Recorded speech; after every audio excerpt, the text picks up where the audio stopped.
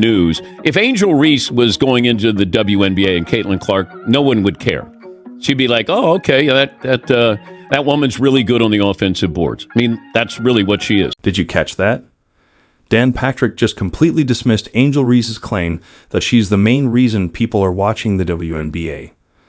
The seasoned sports analyst didn't mince words, making it clear that Reese has been overstating her impact. Some might argue she's helped boost interest in women's basketball, but Patrick backs up his point with solid proof. Without Caitlin Clark, Angel Reese wouldn't even be part of the conversation.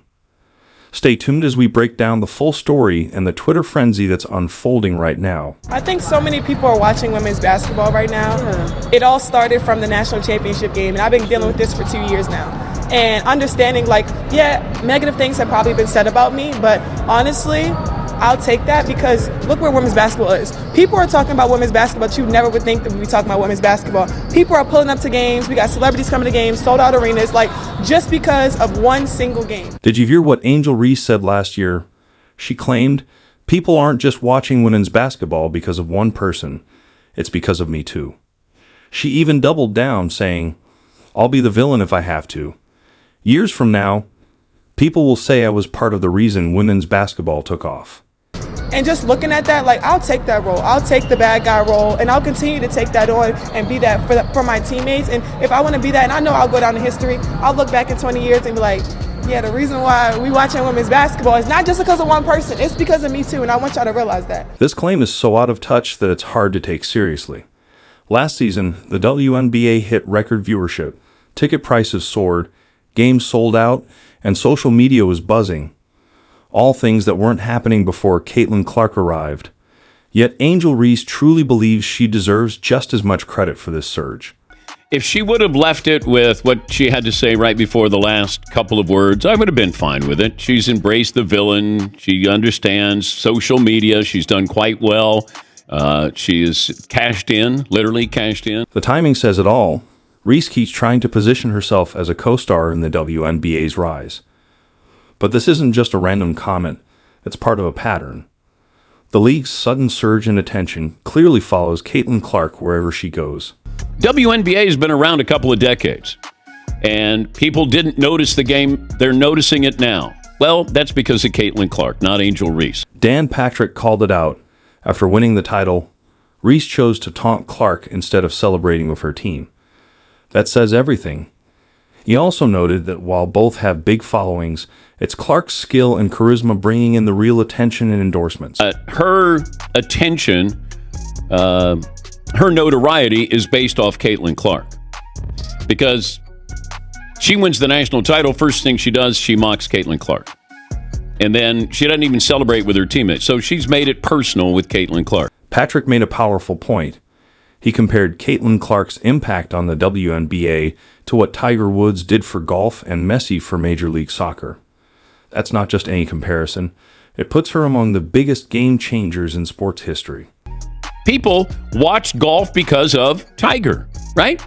You tuned in. No matter what event Tiger was playing, you were going to watch. They're still trying to capitalize on him. Playing in the U.S. Open. NBC and Peacock, their graphic has Scottie Scheffler, Rory McIlroy, and then who's looming larger on the screen but Tiger? Think about it. Before Tiger Woods, most casual fans didn't tune into golf every weekend. Then suddenly, everyone was watching, even those who had never touched a golf club. The same thing happened when Messi joined Inter Miami. People who had never followed MLS were now buying tickets and merch. Can out of Tiger. When Gretzky got to the LA Kings, Messi goes to the MLS. Maybe Connor McDavid with Edmonton. Like you're trying to, there's somebody you may tune in to watch, and then maybe if you watch, then maybe you appreciate what you're seeing. Patrick isn't just throwing out comparisons. He's making a key point about the WNBA. The league has been around for decades without this level of attention. What changed in 2024 wasn't Angel Reese's rebounds or social media presence. It was Caitlin Clark bringing something completely new. But the eyeballs on the WNBA really have to do with Caitlin Clark. Now, you might, if you stay long enough, maybe you'll see something or someone there you go, okay, I'm entertained by this. But there's nothing wrong with admitting that you watch a sport because of one singular person. The harshest moment came when Patrick bluntly stated There's nothing about Angel Reese's game that really interests casual viewers. That's not just disagreeing with her claim, it completely dismantles it. Patrick isn't saying Reese isn't talented, he's saying her style of play doesn't draw in new fans the way Caitlin Clark's does. Angel Reese has played a role in this, and she's a very good player.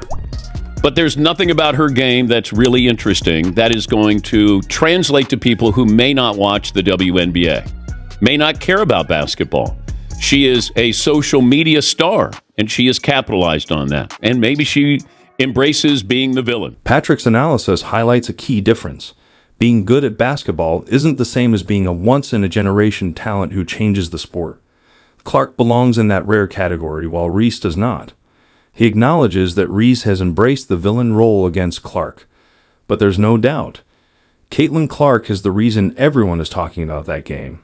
But make no mistake about it, Caitlin Clark is the reason why everybody has an opinion on what happened in that game. It's Caitlin Clark. Now, do I think it was assault, as the Chicago Tribune said? No, it was not. It was a hard foul. It's wrong. You don't need it in the game. It's a harsh reality check on who's truly leading this movement. Reese may see herself as Clark's equal in shaping women's basketball's rise, but Patrick's analysis makes it clear. She's riding Clark's wave, not creating one of her own. Without Clark, would casual fans even know who Angel Reese is? And I don't like the other narrative, like you have the gatekeepers now, like, hey, we've been playing basketball a long time, where were you? No, we're watching because of Caitlin Clark. I didn't watch the MLS. Messi started playing, I watched the MLS. People watching Tiger, they didn't play golf, but there was Tiger. There was something about him. When asked if anyone would know Angel Reese without Caitlin Clark, Patrick dug deeper into her real motivation. This isn't just about two rivals competing. It's something more personal. He said what many have thought, but few have said out loud. Angel Reese is jealous of Caitlin Clark. In race, do I think everybody's jealous of Caitlin Clark? I don't. But I do think they are out to prove a point. You're not coming in and dominating our game because we are grown women and we are going to be physical with you. Now, dirty, then I have a problem with that. But you're playing tough. It's competition. Before you brush that off, look at the evidence Patrick presented. Remember when Clark was knocked down? Most players would have ignored it or called it poor sportsmanship. But Reese got up and cheered. That's not just competition. That's personal. Played off of that. Even Caitlin Clark getting knocked down in that game on Saturday, who's standing up applauding but Angel Reese? So she's sort of embraced a Draymond Green role here. Patrick didn't hold back. He compared Reese to NBA players known for their aggressive personas, saying she tried to be like Draymond Green by embracing the villain role. But Patrick made a key distinction. She's actually more like Dylan Brooks. That means she's not just playing tough. She's actively provoking and instigating, especially when it comes to Clark. Angel Reese wants to be Draymond Green. She's more Dylan Brooks. Like she's trying to be an instigator. She goes out of her way to criticize Caitlin Clark. So if you factor all of this in, that's when people have opinions that aren't basketball related. What's even more revealing is how Patrick exposed Reese's game plan. This isn't just personal. She's turned being Caitlin Clark's rival into a business strategy. By playing the anti-Clark role, she's landed endorsements and grown a huge following. It's strategic, deliberate, and profitable. Look, this is business. She's creating business. If you watch her play, there's nothing exciting about her game. There's nothing that stands out. She's just a really good, solid player. But there's no signature. There's nothing about her game where you go, oh my God, you see that? She just plays hard. But here's the thing. This strategy only works because of Clark. As Patrick points out, Reese's whole persona depends on having Clark as her rival. She needs the contrast, the rivalry, and Clark's stardom to play the antagonist. It's a one-sided dynamic where Reese is leveraging Clark's fame to build her own brand. But Caitlin got all of this exposure. She's getting endorsements because she's unique. It's like Steph Curry's unique. Tiger Woods' unique. Not everybody gets it just because, hey, I put in 10 years in the WNBA or the PGA Tour or the NBA. It doesn't work that way. It's supply and demand. The psychology behind it is fascinating. Patrick believes this isn't just about basketball or branding. It's deeper than that. The jealousy isn't just about Clark's talent or fame. It's about how effortlessly she commands attention, simply by playing her game and staying out of the drama. It's not, I'm better than her. Maybe you are, but that doesn't mean you get an endorsement. Hey, you're better than her. Does that mean somebody's going to buy your shoes? And the answer is no.